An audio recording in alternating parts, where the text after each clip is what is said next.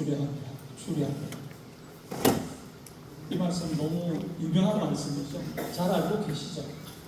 너무 유명하고 잘 알고 있는 말씀이라서 우리가 또 이렇게 좀 소홀하게 여기는 부분이 있지 않을까 이런 생각을 한번 해봅니다. 저는 신약의 중심 말씀 한 가지를 찾는다고 한다면 개인적으로는 저는 이 말씀이 신약 성서 전체를 보여주고 있는 말씀이 아닐까 그런 생각을 해봅니다. 예. 물론 각자가 좋아하는 또 성경 구절은 또 있겠죠. 저의 경우에는 그렇습니다. 오늘 강의 90분 강의도 마가복음 10장 45절을 기초로 해서 진행이 되고 있고 그 중심 내용이 여기에서 출발하고 결론도 이 말씀과 연결이 되고 있다. 이런 생각을 할 수 있을 것 같습니다. 예, 목차가 이제 서론이 있고요. 디아코니아와 교회 공동성, 디아코니아와 지역사회와 함께하는 교회, 소통, 그리고 결론입니다.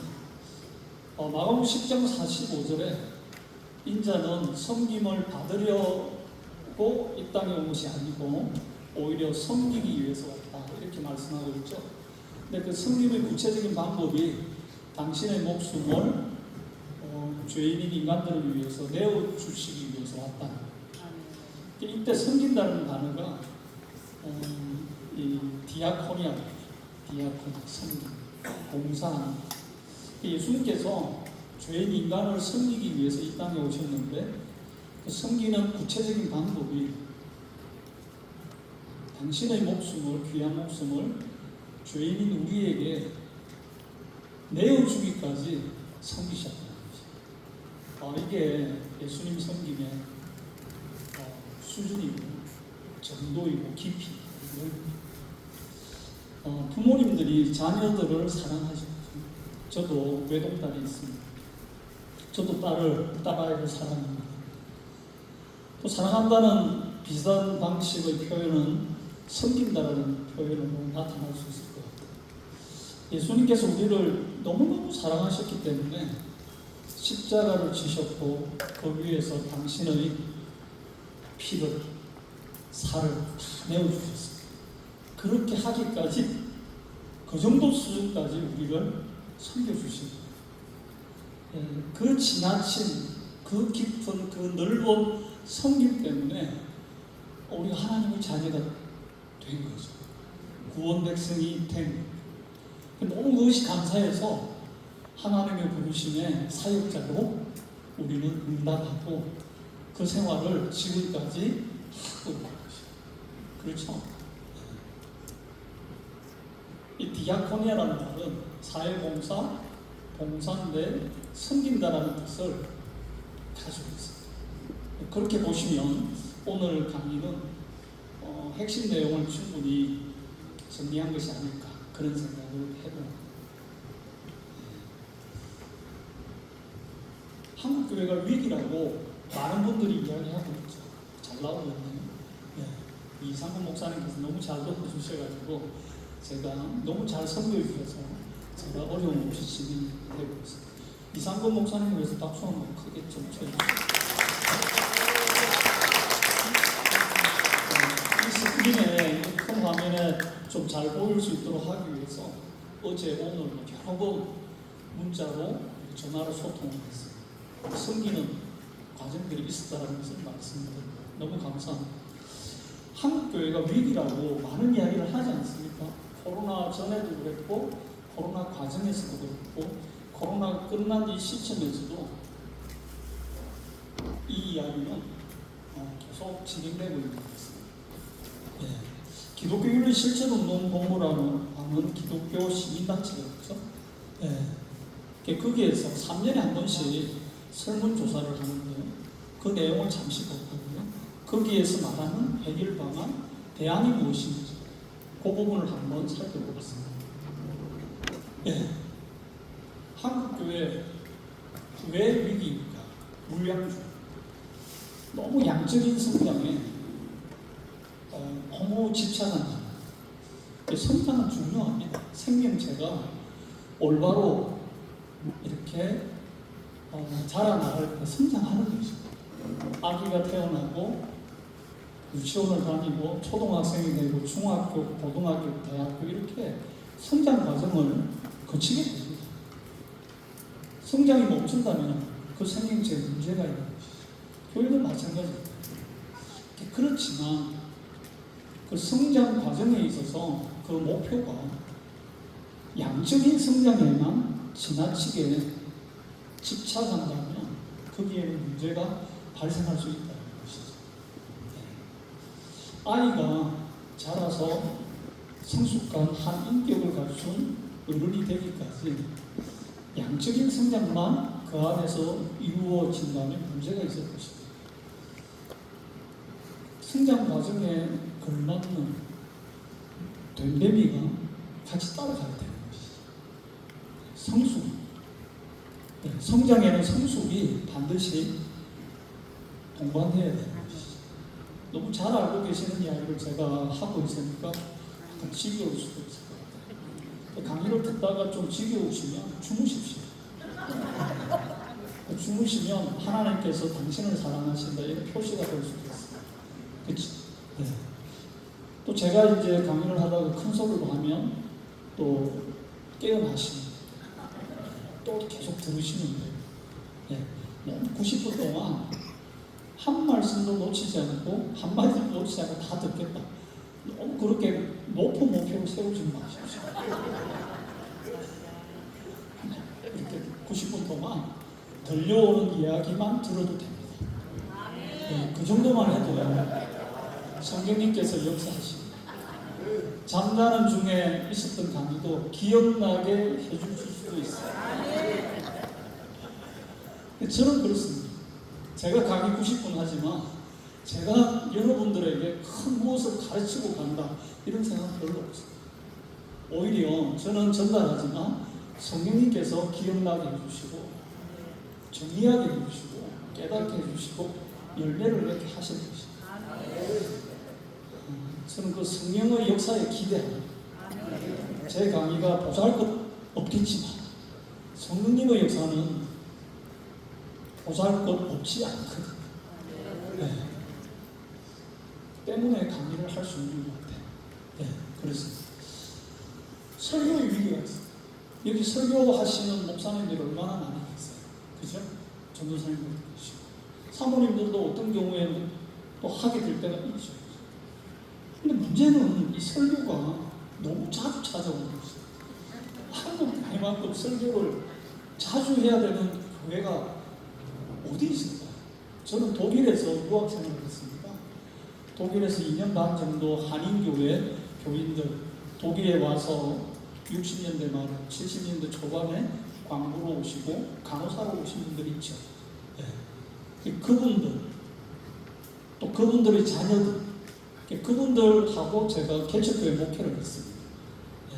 한 2년 반 정도 개척교회 목회 생활을 했고 그 이후에 베를린 훔볼트 대학교 박사과정에 들어가서 6년 반 정도 공부를 하고 만 9년 생활을 마치고 한국으로 돌아왔습니다. 쉽지가 않았습니다. 네. 근데 독일 교회를 경험해 보니까 독일 교회 목사님들은 수요 예배가 없어요. 네, 금요 예배도 없습니다. 주일 중심입니다. 주일 오전 예배만 딱 해요. 10시 또는 11시. 설교 한 번. 여러분 독일로 갑시다. 독일. 설교 한 번 한 번. 근데 너무 미안한 것 같으니까 이분들이요. 화요일날 저녁에 기도해요. 화요 기도회. 저녁에. 근데 그 기도 시간이 우리처럼요. 금요일 뭐 9시에 모여서 새벽까지 하고 이런 거 아니에요. 화요일날 6시 모여가지고 7시까지 딱 1시간. 화요 기도. 화요 저녁 기도. 어떻게 하는지 제가 한번 갔습니다. 딱 1시간. 물론 교회마다 조금씩 틀리긴 한데 제가 출석했던 독일 교회는 그러했어요. 그분들은 설교에 대한 위기가 없어요. 일주일에 한 번 설교합니다. 화요 기도회 때도 그냥 성경 구절 읽고 간단하게 그냥 나누고 설교가 아니죠. 그냥 기도 제목 나누고 기도하는 거죠. 근데 우리 목사님들은 너무 많은 설교에 부담을 느끼고 살아가고 있는 것이죠. 그렇죠? 네. 이것이 위기입니다. 네. 제가 지난 방학 때 7월 달에 서울에 있는 모 교회에 한번 초대를 받아서 설교를 간 적이 있어요. 근데 그 교회 담임 목사님이 3개월 정도 휴가를 내셨어요. 병가를. 설교가 너무 많고 신방 사역이 너무 부담이 돼요. 너무 사역에 해야 될 일들이 많아서 몸이 다운되시고 완전히 뭐 소진이 되지. 네. 그래서 쉬는 시간이 필요하다 이래가지고 한 3개월 정도 휴가를 내셨어요. 병가죠. 그래서 장신대 교수님들이 차례로 그 교회에 가서 설교를 이렇게 맡아서 한 적이 있어요. 네. 설교의 어떤 부담 때문에 그런 일들이 찾아오는 거죠. 그래서 한국 교회가 힘들다 이런 이야기를 하게 됩니다. 그다음 성경적인 리더십이 없는 것 같다. 예수님께서 12 제자들을 양육하고 그들을 섬기고 그들을 제자로 키워나갈 때 보여주신 리더십은 섬김의 리더십. 그렇죠? 예수님은 섬기는데 전문가를 쳤던 거예요. 제자들의 발을 씻기지 않았어요. 그렇죠? 더러운 바, 먼지가 가득한 바, 당신 손으로 손수 만지면서 씻어주셨어요. 그렇죠? 우리는 1년에 한 번 그런 행사를 만들어서 하죠. 그죠? 예수님 그러시지 않았어요. 자꾸 제가 지금 강조하는 단어가 섬김. 헬라 단어로는 디아코니아죠. 섬김. 섬김의 리더십인데 이게 이제 한국 교회는 부족한 것 같다는 것입니다. 그러니까 교회 내에 재산 가지고 많이 싸우는 거예요. 장로님과 목회자가 싸우고, 장로님과 장로님이 싸우고, 그죠? 당회와 안수집사에 가서 뭐 이렇게 분쟁이 많습니다. 거기에 핵심에는 이제 재산. 교회만이 아니라 가정도 그런 것 같아요. 부모님이 때가 되어서 하나님이 부르셔서 소천하셨어요. 남긴 유산이 있어요. 남긴 유산이 없으면 안 싸웁니다. 그렇죠? 근데 유산이, 남겨진 유산이 많을수록 자녀들은 싸웁니다. 유언을 정확하게 유언을 남기시고 가시면 싸움의 정도가 해결이 좀 되죠. 근데 그런 것도 지금 정리가 안 된 상태에서 갑자기 하나님의 부르심을 받게 되면 재산 때문에 싸우는 자녀들이 너무 많습니다. 유산 앞에서는 형제도 자매도 없는 거예요. 극단적으로 그렇게까지 이야기하는 사람이 있어요. 유명한 문장이 있죠. 돈은 피보다 진하다. 가끔씩 보잖아요. 그런 사례들을 보죠. 드라마에서도 나오고요. 영화에서도 나오지 않습니까? 실제로 겪었어요. 근데 실제로 그런 일들이 있습니다. 드라마 작가들이, 영화 감독들이, 시나리오 대본을 쓰는 분들이 그냥 공상적으로 그냥 쓰는 게 아닙니다. 그 비슷한 일들이 주변에 있는 거예요. 그것을 조금 더 이렇게 각색을 해서 드라마로 만들어내는 것이죠. 실제로 비슷한 일들이 있습니다. 정도의 차이만 있을 뿐이죠. 근데 교회 안에 이 재산 분쟁 때문에 한국 교회가 위기다. 이런 비윤리적인 목회. 이 부분에서는 이제 목회자, 중직자들이 좀 더 도덕적인 삶을 살아야 되는데 문제되는 것이 더 많이 있는 거죠. 일반 사회 사람들이 봤을 때 어떻게 기독교인들이 이렇게 살 수 있을까? 교회 직분을 맡은 사람, 서리집사도 아니고 중직을 맡은 분, 목회자로 부르심을 받은 사역자, 가끔씩 실수하게 되잖아요. 우리는 가끔씩 실수하지만 일반 사회 사람들은 어떻게 목회자가 가끔씩이라도 실수할 수 있느냐 이렇게 보는 거예요. 여기에서 한국교회가 대사회적 신뢰도를 높이 가지지 못하고 자꾸 이렇게 신뢰지수가 낮아지게 되는 이유가 있는 것 같습니다. 이제 통계로 좀 볼게요. 이게 숫자가 나타나면 훨씬 더 마음에 와닿습니다. 네. 2010년 조사입니다. 한국교회 믿을만한가? 일반 사회 사람들이 평가했습니다. 개신교 20%, 가톨릭 41%, 불교 34%. 네. 2014년 한국교회 22%. 비슷해요. 개신교는 22에서 21, 가톨릭 좀 내려오고 29, 불교도 내려왔어요. 그죠? 네. 우리는 그래도 14년 전에 1.3 올라갑니다. 너무 좋아하지 마십시오. 그 다음 걸 보십시오. 무종교인들, 종교가 없는 사람들에게 물어봤습니다. 개신교 믿을만 합니까? 100명 가운데 8, 반올림에서 100명 가운데 9명이 믿을만하다고 이야기합니다. 100명 가운데 가톨릭 32명 믿을만하다고 이야기합니다. 불교 100명 가운데 26명이 믿을만하다고 합니다. 종교가 없는 사람들은 이렇게 생각한다는 거예요. 여러분 이 통계치수 보니까 좀 놀랍지 않습니까? 그죠? 2020년으로 14년 이야기했죠. 그죠? 2020년 가장 신뢰하는 종교가 뭐냐? 개신교가 아닙니다. 가톨릭 30%, 100명 가운데 30, 1000명 가운데 300, 그죠? 불교 26%, 개신교 18.9, 반올림에서 19명이, 100명 가운데 19명, 1000명 가운데 190명.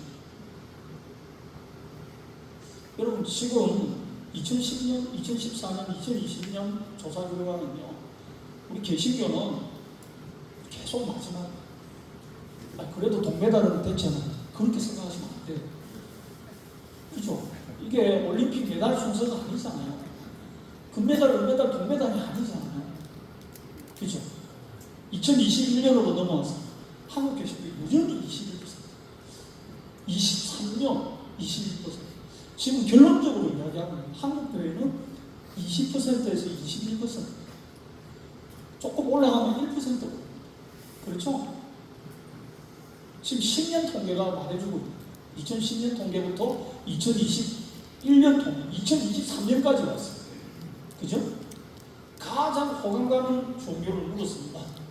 가톨릭 24.7%, 불교 23.4%, 개신교 20%를 유지를 못해. 여기 있습니다.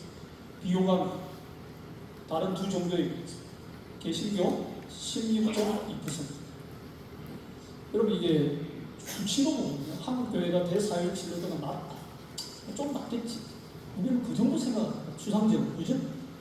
뭐 가톨릭보다 뭐 조금 낮을 거야. 불교보다 조금 못하겠지. 근데 숫자로 보니까 어떻습니까? 위기라는 생각이 들지 않습니까? 위기. 물론 위기의 또 다른 말은 기회가 될 수 있죠. 위기니까 그게 또 우리를 변화시킬 수 있고 우리가 도약할 수 있는 기회로 만들면 됩니다. 위기에서 호전되다가 더 큰 위기로 빠지는 사람들이 있죠. 그러면 희망이 그렇죠. 저는 오늘 강의가 한국교회가 위기였는데, 위기라고 지금 이야기하고 있는데, 이 강의를 시점으로 월요일부터 목요일까지 진행되는 이 목회자 세미나를 기점으로 위기가 기회가 되었으면 좋겠습니다. 너무 기분이 좋은데요. 제가 이야기하는 여러분들이 아니 신학교에서는 들을 수가 없는 말이에요. 신학생들 데리고 강의하잖아요. 해도 아멘 안 합니다. 여러분 공부거든요. 설교가 아니기 때문에. 근데 여러분들은 반응이 아멘 이러니까요. 제 마음이 뜨거워지고. 감사합니다. 네?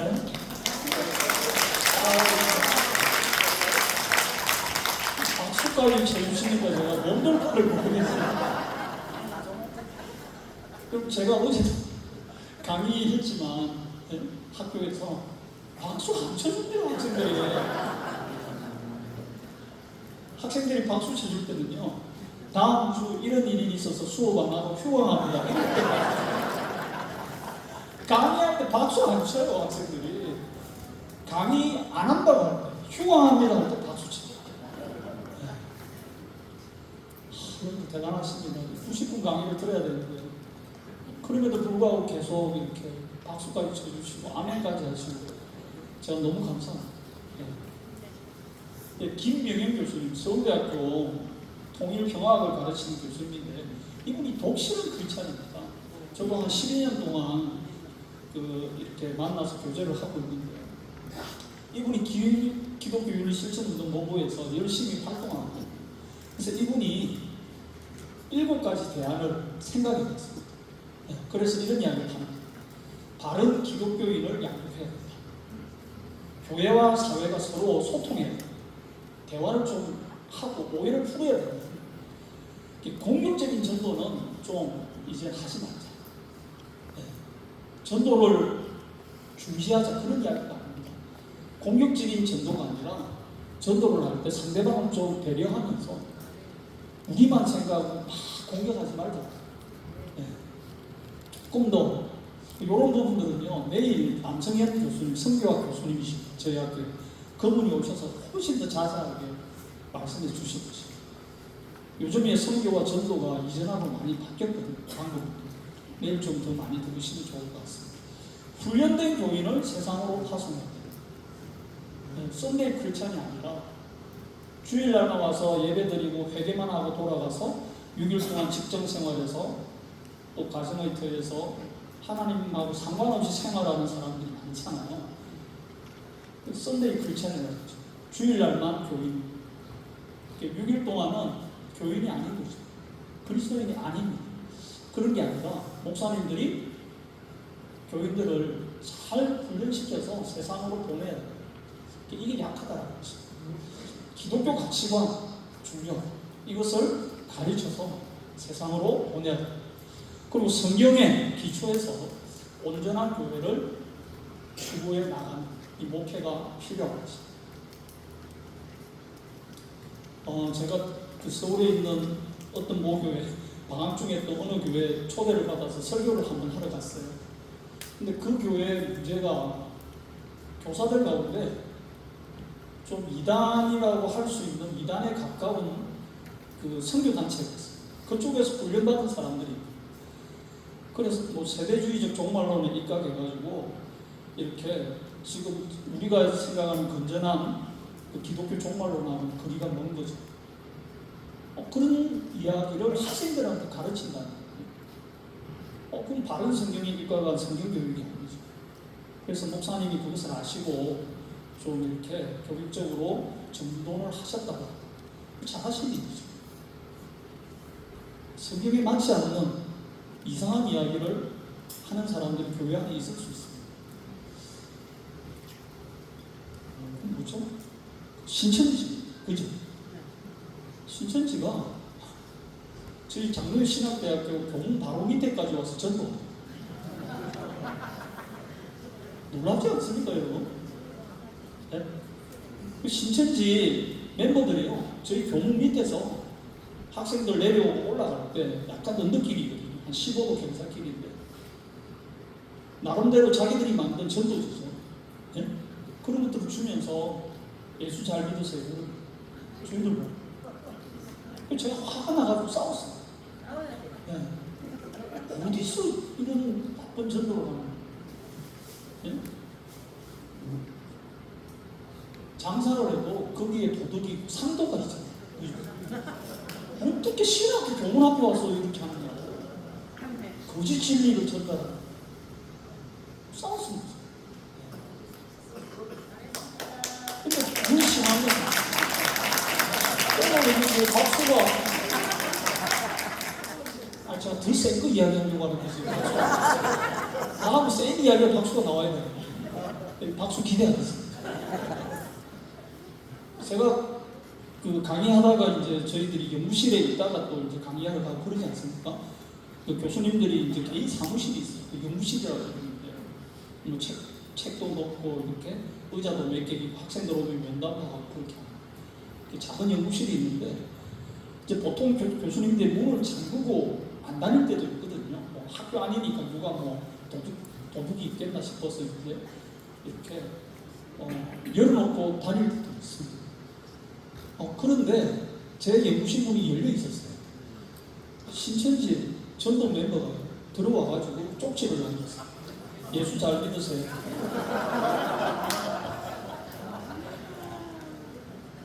코로나 생기기 한 7, 8년 전에 전화번호까지 적어놨어요.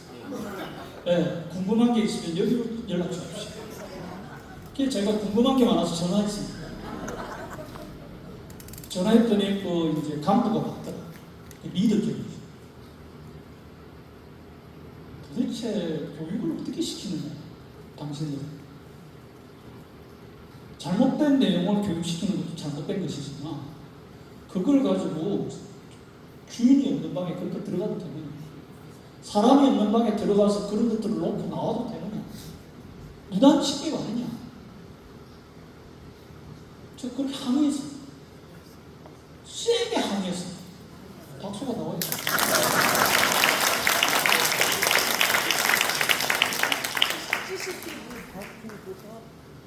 그럼 이 간부가 이야기했습니다.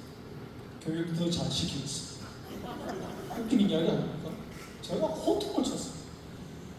어디 신학교에 와가지고 이런 잘못된 일을 하고 있나. 네? 그래서 저희 학교 앞에는 이단의 출입을 금합니다. 그걸 이제 붙여놨어요.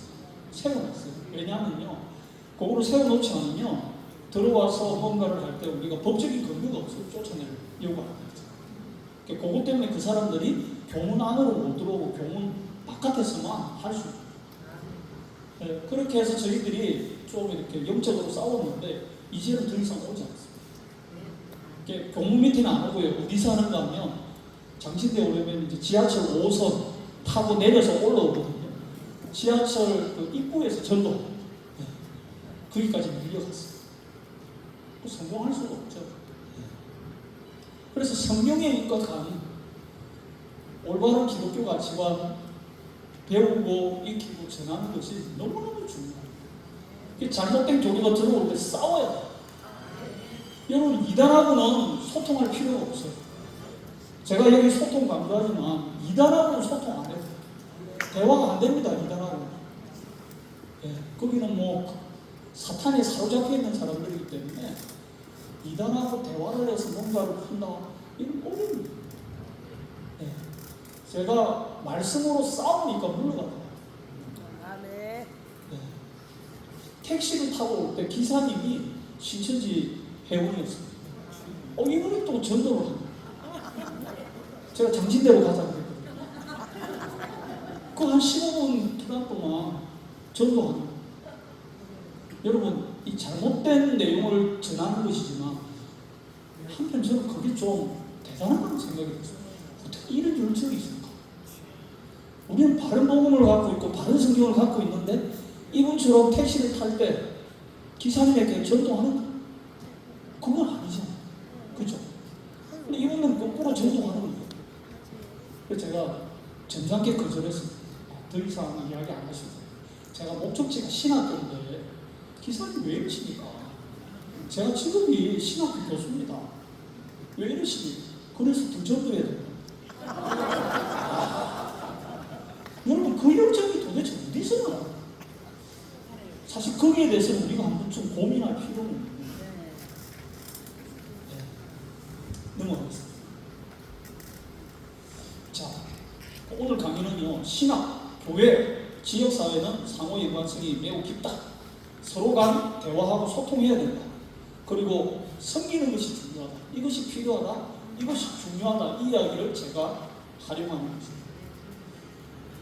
두 번째로는 디아코니아, 섬김과 교회의 공적체, 공공성. 디아코니아와 공공성의 개념, 성서의 기초를 봅니다. 예, 사전적으로 디아코니아, 제가 말씀드렸죠. 섬김, 봉사, 나눔. 이 단어는 복수 또는 공동체를 전제하는 것입니다. 내가 누구를 섬긴다고 할 때 자기 자신을 섬길 수도 있죠. 분식집 가면 딱 나옵니다. 자기를 섬기세요. 셀프 서비스. 물은 셀프입니다. 그렇죠. 셀프 서비스. 물은 셀프 서비스. 한국에만 있는 표현이에요. 미국에 가면 워터 이즈 셀프 서비스 이런 문장을 안 써요. 그건 콩글리시, 틀린. 그죠? 한국에만 있어요. 한국 민족이 대단해요. 장애성이 있죠. 물은 셀프입니다. 그런데 이 성김은요, 복수를 전제해요. 두 사람이 있어요. 그렇죠? 성김, 봉사나. 공공성은 한 개인, 그 안에만 국한되는 것이 아니라 뛰어넘습니다. 또 한 단체만이 아니고 일반 사회 구성원 전체에 두루두루 연관되고 있는 특성을 가리켜서 공공성이다. 이렇게. 신학자 마틴 마티라는 분이 신학적으로 그러면 교회의 공공성은 뭐냐? 교회 공동체 유익만을 추구하는 게 아니에요. 장로의 신학대학교는 광장동에 있어요. 광장교회가 있어요. 저희 교단입니다. 광장교회가 광장교회만의 유익을 추구하는 게 아니에요. 광장교회가 속해 있는 광장구, 광신구, 그 안에서 사회적 공동선을 실현하기 위해서 노력하는 광장교회의 공적인 책임성이 있다. 지금 그리 광장교회가 우리 교회만 잘 돼야 되지. 그런 생각만 가지고 목회를 해서는 안 된다. 예수님께서 이스라엘 백성들만 섬기기 위해서 오신 거 아니잖아요. 여러분 맞죠? 이스라엘 백성을 뛰어넘어서 온 열방에 있는 모든 백성들을 섬기기 위해서 오신 거예요. 이스라엘 백성들은 자기만을 섬기기 위해서 왔다 이렇게 생각했죠. 대표적인 종교인 대표 집단이 누구였어요? 바리새인. 그렇죠? 근데 예수님은 훨씬 더 공적인 책임성을 갖고 계셨어요. 그래서 부활하시고 제자들에게 기다리라. 성령이 너희들에게 임할 것이다. 유대와 사마리아. 그죠? 점점 지역을 넓히고 예루살렘을 넘어서 사마리아를 넘어서 땅끝까지 가는 겁니다. 복음의 공공성은요, 여기에만 있는 것이 아니에요. 땅끝까지. 땅끝까지. 신구약 성경을 딱 두 개의 구절로 요약하는 게 있죠. 율법사들이 예수님께 물었어요. 그렇죠? 하나님을 사랑하고 이웃을 사랑하고 이 두 가지죠. 여러분들의 이웃은 어디까지? 어디까지? 어느 나라 사람까지 여러분들의 이웃이에요? 네? 예수님의 어떤 섬김, 디아코니아 관점에서 보면 이웃은 내 옆집에 있는 사람도 이웃이지만요. 저 아프리카 땅끝, 뭐 우간다에 있는 남아프리카 공화국이 있다. 네, 남미 대륙을 말하면 뭐 아르헨티나 저 땅끝에 있는 포클랜드 섬이라든지 그 먼 곳에 있는 이름 모를 그 사람이 나의 이웃이 됐다면요, 그 사람의 신앙은 매우 깊은, 그 사람의 영성은 매우 놀랍고 깊고 넓은 것입니다. 기독교 윤리학이 저희 전공입니다. 기독교 윤리학 관점에서 영성이란 뭔가 하면 내 이웃의 의미가 어디까지 이겁니다. 내가 사랑해야 되는 이웃의 의미가 어디까지? 내 바로 옆집인가? 우리 아파트 전체 구역인가? 우리 동네 전체인가? 우리 군가? 우리 도인가? 우리 나라인가? 아시아? 뛰어넘는 것입니다. 여러분들의 이웃의 의미가 어디까지인지 한번 점검해 보십시오. 오늘 제가 왜 이렇게 피를 받았죠? 학교에서 강의할 때는 점잖게 이야기해요. 마이크도 지금 제가 막 소리도 내고 이렇게 하고. 저도 왜 이런지 잘 모르겠어요. 성령의 기름부이. 여러분, 그 다음 봅시다. 교회는 섬김 사역을 통해서 사회적 공동선을 실현해 나갈 수 있습니다. 사회 사람들이 생각하는 공통적으로 생각하는 성이 바로 사회적 공동성, 뭐 자유, 평화, 진실, 책임, 화해, 그죠? 예. 성령의 열매들이 사회적 단어로 이렇게 변화가 된다 이렇게 생각하시면 될 것 같아요. 예. 섬김, 디아코니아는 교회의 공적 책임을 이행하는 중요한 사역이다. 그렇게 보시면 되겠습니다. 교회는 어떤 곳인가? 말씀 공동체, 하나님 사랑하고 이웃을 사랑하는 10계명도 딱 1계명에서 4번째 계명까지는 하나님 사랑, 5계명부터 10번째 계명까지는 이웃 사랑이죠. 그렇죠? 제자 공동체, 빛과 소금의 마태복음 5장 13절에서 16절, 산상수훈의 핵심이죠. 마음 10장 45 나와 있네요. 제가 깜빡했습니다. 그죠? 인자가 우선 섬김을 받으려 함이 아니라 도리어 섬기려 하고 자기 목숨을 많은 사람의 대속물로까지 주겠다. 예수님 오신 목적이 이겁니다. 섬김을 받으러 온 게 아니에요. 근데 이 세상 왕들은요, 이 세상의 통치자들은 섬김을 받으려 그 자리에 올라가요. 근데 그 자리에 올라가기 전에는 국민들을 섬기겠다고 이야기합니다. 많은 국회의원들이 그렇잖아요. 국회의원 선거 운동 기간에는 엄청나게 국민들을 향해서 섬기겠다고 약속을 하죠. 근데 투표 결과 국회의원이 되면 약속했던 공약은 공허한 약속이 되고 공약이 공약이 그런 게 많이 있는 거예요. 섬기지 않습니다. 오히려 사회적 자리에 딱 올라가게 되면 이제는 섬기다 이렇게 요구하는 사람들이 많은 거죠. 근데 진정한 성경적 리더십은 섬기는 거죠. 왜요? 예수님이 그렇게 하셨다. 하나님과 같은 반열에 계신 그 예수님이, 성자 예수님이 죽기까지 섬기시잖아요. 근데 제가 뭐 그렇게 잘났다고 섬김을 받으려 학생들한테.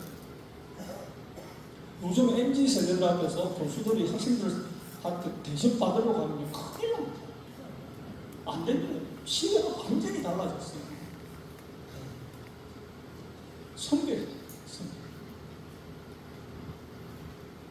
뭐 100명 강의, 뭐 80명 강의, 150명 강의, 필수 과목도 그렇게 많이 듣잖아요.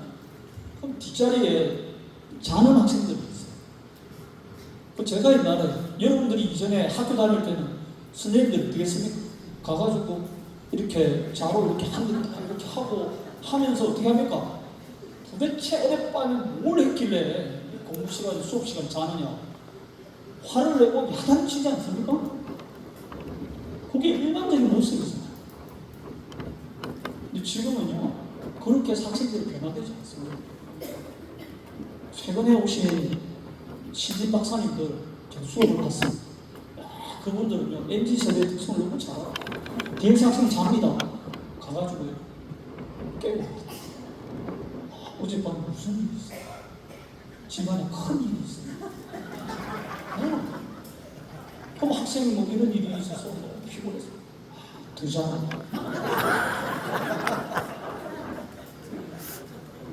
과정이지만 최근에 들어오신 신진 박사님들은요, 위로하고 오히려 격려. 그럼 학생이 감동을 받아서 다음 시간에 안 자는 거예요. 매일 어젯밤에 뭐 했냐?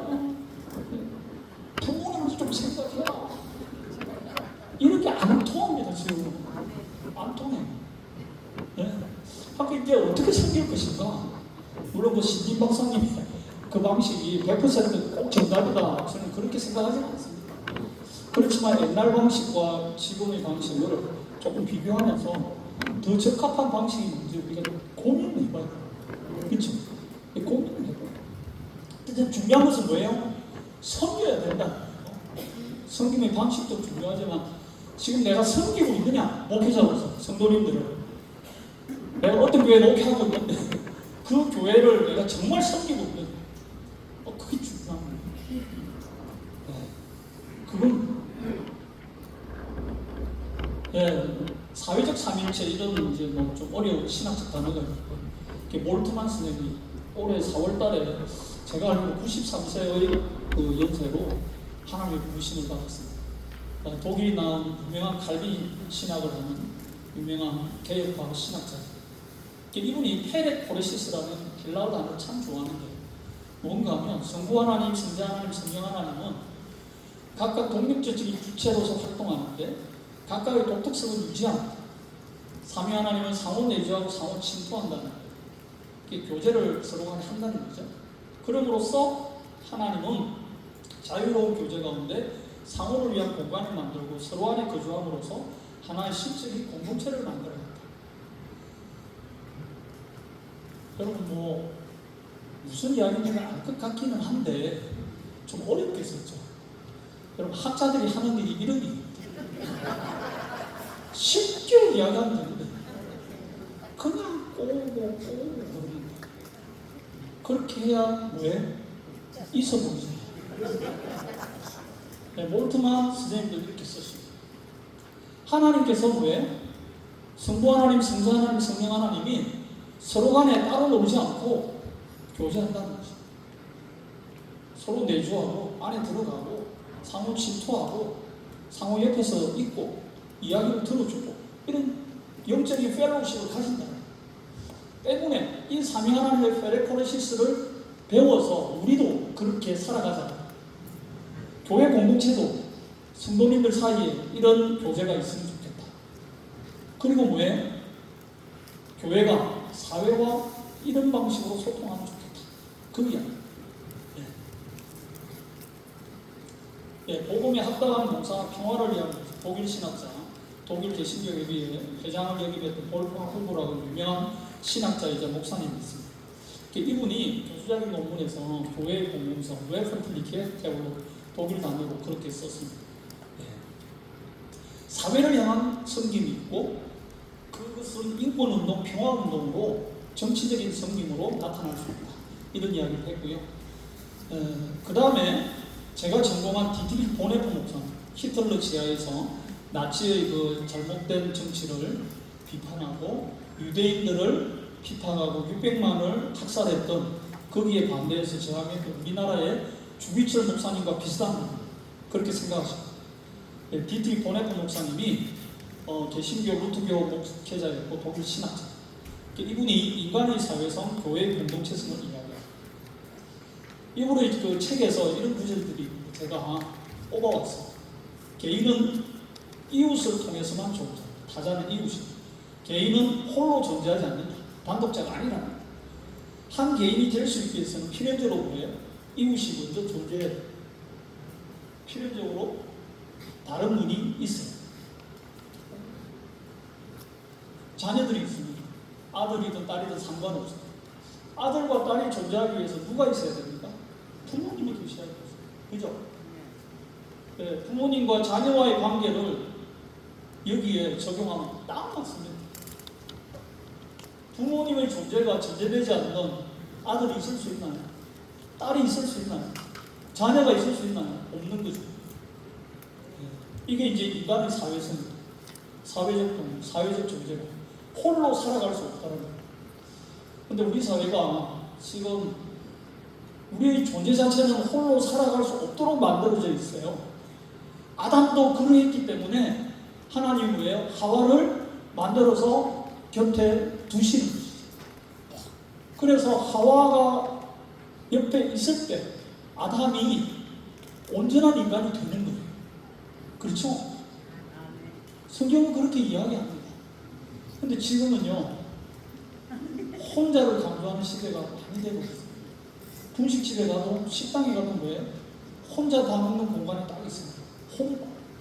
혼밥이 유행이에요. 혼밥. 혼자 먹는 밥이에요. 혼밥이. 밥만 그래요? 술도 그래요. 혼술 이런 이야기 하죠. 그죠?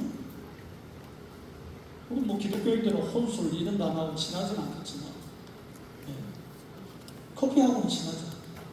혼컵 뭐 이런 단어가 나올 수 있어요. 커피숍은 자주 가시잖아요. 그죠? 이제는 뭐 혼자 가서 커피 마시는 그런 분들이 꽤 있어요.